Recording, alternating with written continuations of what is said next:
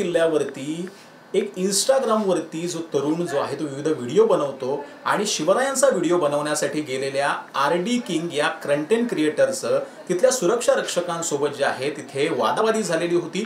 तो संपूर्ण वाद नक्की काय होता आपल्याला या संदर्भात माहिती देण्यासाठी आपल्यासोबत स्वतः इंस्टाग्राम क्रिएटर RD किंग आहेत।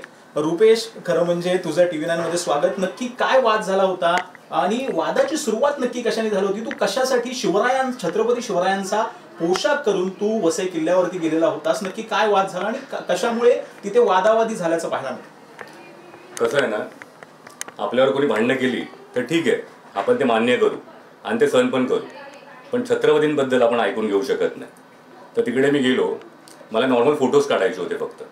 तर तिकडे भटजी आहे, तिकडे एक देऊळ आहे, तिथे गुरुजी होते, त्यांनी मला ओळखलं की तुम्ही रील स्टार आहात, त्यांनी सपोर्ट केला, मला तिथे बसायला दिलं। RD किंग तुम्ही आहात ना, माझी फॅमिली बघते, तुमचे छान व्हिडिओ असतात, मोटिवेशनल असतात। त्या मराठी लोकांनी मला तिथे सपोर्ट केलं, गाववाल्यांनी, आणि मला मंदिरामध्ये तिथे बसायला दिलं, फोटोज काढायला दिले, छान वाटलं। पण जसं मी फोर्टमध्ये एंट्री केली तर तिकडे बघितलं थोडी येडेचाली बोलतात त्या भाषेमध्ये की कपल्स गेले आतमध्ये, कोण बाटल्या घेऊन दिसतंय मला जाताना, कोण गोवा गुटखा तिकडे समोर खात आहे वॉचमॅनच्या, ते वॉचमॅनला दिसलं नाही। पण मी छत्रपतीचा ड्रेस घालून गेलो तसं त्याच्या डोळ्याला खटकलं, अरे छत्रपती शिवाजी महाराज म्हणजे काय व्यक्तिमत्व आहे ते आमच्या मराठ्यांना माहिती आहे, बरोबर ना? ती आग पेटते, आम्ही आमचा राग विसरू शकतो आम्हाला मारलेला, पण छत्रपतीबद्दल कोण बोललं, छत्रपतींबद्दल कोण बोललं ना, ते माझ्या मनाला लागतं आणि हर एक मराठ्याला लागलं पाहिजे। तसं मी त्याला प्रश्न विचारला, तुला माहिती आहे का तू काय करतोयस? तो बोलला कुछ नहीं मेरे को नहीं समझ रहा है, कुछ नहीं ये सब बंद करो। मग पहिला त्याचा आवाज मोठा होता, जोरदार एकदम। कॅमेरामॅन आमचा तो फोटो काढत होता माझा मित्र, तो घाबरला। त्याला बोललो घाबरायची गरज नाही, हे लोक आपल्याला दाबून आणि मुद्दामून तो करत होता की तुम्ही हिंदीतच बोला। मला दोनदा बोलला तो, मेरे को नहीं समजता। मी बोललो का नाही कळत तुला? तर तुझं ऐकतो मी, पण तुला कळत का नाही? कळलं पाहिजे ना। मग मी त्याला विचारलो तू किती वर्ष राहतोस? आणि माझा राग आहे ना, हे जे मराठीत बोलत नाही त्याच्यावर नाही आहे, माझा राग कसं आहे की बाहेरनं कोणी पण या, तुम्ही कसे गुजरातला गेले तर गुजरातची भाषा तुम्हाला महत्त्वाची असते, दिल्लीला गेले दिल्लीची भाषा, पंजाबला गेले पंजाब प्यारी असते, सगळ्यांना आपली आपली राज्यभाषा प्यारी असते, तसं मला माझी राज्यभाषा मराठी प्यारी आहे। तर मी काय चुकीचं केलं मला असं वाटत नाही। तर तुमच्या राज्यामध्ये मी मराठी जबरदस्ती केली की मला मराठीतच बोलायचं आहे, तर तुम्हाला पण राग येणार ना, येणार की नाही? तर माझं म्हणणं हेच आहे, मी माझ्या जातीला, माझ्या देवतला जर माझ्या राज्यामध्ये जपत असेल तर काय वाईट आहे का? नाही ना। आणि तेव्हा मी प्रेमाने बोललो त्याला, मी ना हात उचलला ना काय, प्रेमाने बोललो की तुला मराठी शिकलंच पाहिजे, तू इतक्या वर्ष राहतोस, असं नाही माझं की तू फिरायला आलाय, तुम्ही बाहेरनं कुठच्याही राज्यातनं आमच्याकडे या, मस्तपैकी या, फिरा, हिंदीत बोला, हरकत नाही का? तुम्ही फक्त पर्यटक आहात आणि फिरायला आलाय, आम्ही पाहुणचार करू, पण तुम्ही इथे येऊन 10-10 वर्ष राहून आणि आम्हाला मुजुरी दाखवून मला जमत नाही मराठी, मी हिंदीतच बोलणार, तर ते बरोबर पटतं का तुम्हाला? पण तुम्ही सांगा। खरं म्हणजे तो वाद नक्की काय झालेला होता? कारण की तुझं आणि त्याचं वादावादीचं कारण काहीतरी वेगळं दिसतं। त्यांनी तुला नक्की कशासाठी रोखलं होतं सुरक्षा रक्षकांनी? आणि कारण आणखीन एक गोष्ट की छत्रपती शिवराय हे 18 पगड जाती जमातींसोबत त्यांनी त्यावेळेला स्वराज्य केलेलं आहे। मग त्याच्यामध्ये अनेक मुस्लिम होते, सर्व जाती धर्माचे, सर्व धर्माचे लोक होते। मग तिथे जाऊन तुझा वादावादीचा फक्त तूच बोलताना दिसतोय, तो व्यक्ती जो आहे तो समोरचा काही बोलताना दिसत नाही। नक्की काय घडलं होतं त्याच्या मागे? काय झालं, मी जसा कॅमेरा बाहेर काढला आणि त्याला बोललो की मी रेकॉर्ड करतोय, तो इतका शांत झाला की बोलतात ना एकदम साधा भोळा की मी कायच नाही करत आहे, आणि साईडला पळ काढायला लागला।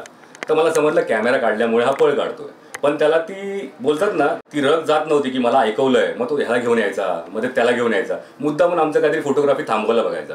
मग मी त्याला दाखवले ते कपल तिकडे कॉर्नरला काय करतात तुला दिसत नाही का? हां, ते काय करतात, फालतूगिरी करायला आले, त्यांना तू पकडत नाहीस। आणि आम्ही राजे काय करायचे, कसे राहायचे, कुठची गड कशी तुटली आहे, कशी जपली पाहिजे ते दाखवायला आलो आहे आम्ही, आमच्या राजाला जपायला आलो आहे, तर तू जपून देत नाही आम्हाला, हे चुकीचं आहे ना। हा विषय होता फक्त की तू ज्याला मान सन्मान दिला पाहिजे त्याला मान सन्मान दे, ज्याच्यावर तू ॲक्शन घेतली पाहिजे त्याच्यावर ॲक्शन घे ना। चुकीचं बोललो म्हणजे नाही, पण याच्यामध्ये मराठीचा मुद्दा नक्की कसा आला? अचानक तुम्ही मराठीबद्दल तिथे आग्रही कसे झाला? आग्रही कसं झालो म्हणजे पहिलं मला मान सन्मान दिला हिंदीमध्ये, मी त्याला बोललो की मी तुझ्या भाषेत बोललो ना 4 शब्द हिंदीमध्ये, तर तुझं पण कर्तव्य बनतं ना की 2 शब्द मराठीत बोलावे माझ्याबरोबर प्रेमाने। तो बोलत नव्हता मुद्दाम, नाही आता नाही आता. मग बोलो कॅमेरा चालू करतो आता, आणि मग मला तेव्हा सांग तुला नाही येत मराठी. मग तेव्हा त्याला एकदम घाबरी वगैरे चढली आणि तो बाहेर निघून गेला तिकडे, आणि तो दुसऱ्या वॉचमॅनला घेऊन यायला लागला, मराठी वॉचमॅनला. ह्याला मी बोललो कोणाला पण घेऊन ये, तू पहिलं मराठी शिकून ये, मी तू सगळ्या गोष्टी ऐकेन. आणि इथे जो गोवा गुटखा कपल पॉईंट्स बनवून ठेवला आहे, जे डेस्टिनेशन वेडिंग तुमची चालू आहे, पैसे घेऊन तुमचं चालू आहे. मला कळलं ह्यांना काय पाहिजे होतं, जे त्यांना भेटलं नाही, जी त्यांना सवय लागली आहे की आतमध्ये बसायची परवानगी, सुमडीत काय असेल काही असेल. पण हे सगळं नाही ना, आपण नाही, आपण मराठीला जपत राहणार लास्टपर्यंत. आणि ही फालतुगिरी जी किल्ल्यांवर चालली आहे ती बंद करणार. आणि या अशा वॉचमन्समुळे, अशा गार्ड्समुळे, प्रामाणिक गार्ड्स पण आहेत, पण अशा बोलतात ना या वॉचमॅनमुळे काही होऊ शकतं. तर तिकडे रिक्स पण आहे. तर सांभाळून जरा बघा. तुम्ही पण जरा न्यूजवाल्याला लक्ष द्या तिकडे. एकदा गडावर अशी रेड मारा की तुम्हाला तेव्हा समजेल. आता तर नका जाऊ, आता त्यांना माहिती पडलं आहे, व्हायरल झालं. पण ज्या दिवशी अशी गड आहेत जी बंद पडली आहेत गड, तर तिकडे जाऊन तुम्ही चेक केलं ना काय ना काय चालू असतं तिकडे. तर मला ते सण नाही झालं. तर त्याला मी विचारलं तिकडे लक्ष दे. असे छत्रपतींचं जे फोटो काढायला येतात नॉर्मल, त्यांना असं डिस्टर्ब नको आणि असं करू नकोस रे. तेवढं प्रेमात बोललो मी वारी. नंतर मला हे सण झालं की तो मराठीत एक शब्द पण बोलत नव्हता. तो मान समाज आपल्याला देत नाही. तो पण इतकं वर्ष राहिला आपल्या इकडे, त्याला एक शब्द आला पाहिजे होता, भावा मी शिकेन. ते पण बोलत नव्हता. मी बोललो मग तेवढं तरी शिकू नये, मी तुझं ऐकेन बस. आणि माझं तिकडून मी निघून गेलो रागात. मी बोललो ठीक आहे मी जातो. मग शूट सोडला आणि मी निघून गेलो. तुमचा व्हिडिओ सध्या खूप व्हायरल होतोय. त्या व्हिडिओमध्ये ॲक्च्युअलमध्ये तुमच्यासोबत जे घडलं, म्हणजे त्यांनी जी तुमच्यासोबत आरेरावी केली असा तुम्ही जो दावा करताय, त्याचा काही व्हिडिओ तुम्ही शूट केला की का नाही केला? म्हणजे त्यावेळेला आरेरावी स्टार्टला केली त्याने. माझ्या कॅमेरा तो फोटो काढत होता ना, तेव्हा त्याला बोलला ए रुक रुक रुक चला चला. बोललो असे नाही करायचं. तू प्रामाणिकपणे बोल की आमचं असं असं आहे, आम्ही फोटो काढायला कोणाला देत नाही, असं असं बोल ना आम्हाला, प्रेमाने बोल. तर हा प्रेमाने बोलत नव्हता. पहिले आररावी करत होता. पण जेव्हा कॅमेरा माणसासमोर येतो ना, तेव्हा त्याला लगेच कळतं कॅमेरा चालू झाला आहे, शांत राहायचं आहे. आता मीच वाढीव दिसतो. म्हणजे कसं वाटतं की छत्रपती शिवाजी महाराजांच्या पोशाखमध्ये आणि हा एका परप्रांतीय लोकाला असं असं बोलतं. अरे नाही बाबा, आम्ही कोणाला असे काही बोलत नाही.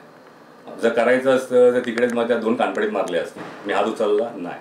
त्याला लास्टपर्यंत शिकवतोय मी, तुला काय करायचं, तुला फक्त शिकायचं. आणि तसं कॅमेरा ओपन झाला तो भोळ्यापणाची ॲक्टिंग करायला लागला. करू दे, पण मला एकच सांगणं आहे, तू भोळ्यापणाची ॲक्टिंग केली, पण आम्ही जर तुझ्या जातीवादीला सगळ्यांना म्हणजे हिंदीला रिस्पेक्ट करतो, तू पण मराठीला रिस्पेक्ट कर आणि 2 शब्द शिक बस. हेच माझं म्हणणं आहे नेहमी, ऑलवेज.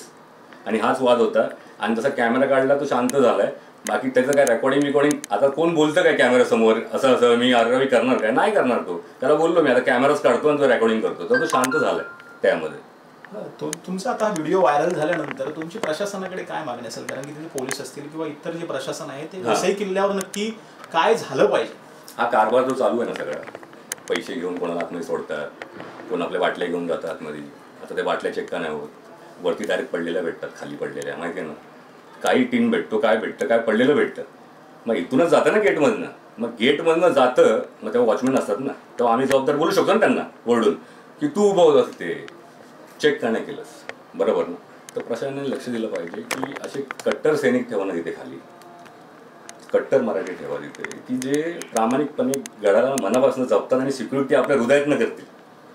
की कसली पिशवी आहे, खिसा दाखव, कसला विमल, काय आहे, कसला गुटखा, सगळं बाहेर फेक. हा गड आहे, आमचं देव आहे, हे देवस्थान आहे आमचं. या हिशोबाने जर त्या सिक्युरिटीने बघितलं, असे सिक्युरिटी गार्ड पाहिजे आम्हाला. महेश प्रसन्न सांगेल की चांगले सिक्युरिटी गार्ड ठेवा तिथे, मग सगळं चांगलं घडेल. आणि आमच्यासारख्यांना छत्रपतींच्या रूपात आम्ही तिथे फोटो काढायला येतो, आम्हाला कोण थांबवणार नाही असं आहे. तर आपल्यासोबत RD किंग हे इंस्टाग्राम क्रिएटर होते. त्यांच्यासोबत वसईमध्ये नक्की काय घडलेलं होतं, त्यांनी त्यांची बाजू जी आहे ती TV9 मराठीवरती मांडलेली आहे. कॅमेरामन रुपेशसह सचिन गव्हाणे, TV9 मराठी, मुंबई.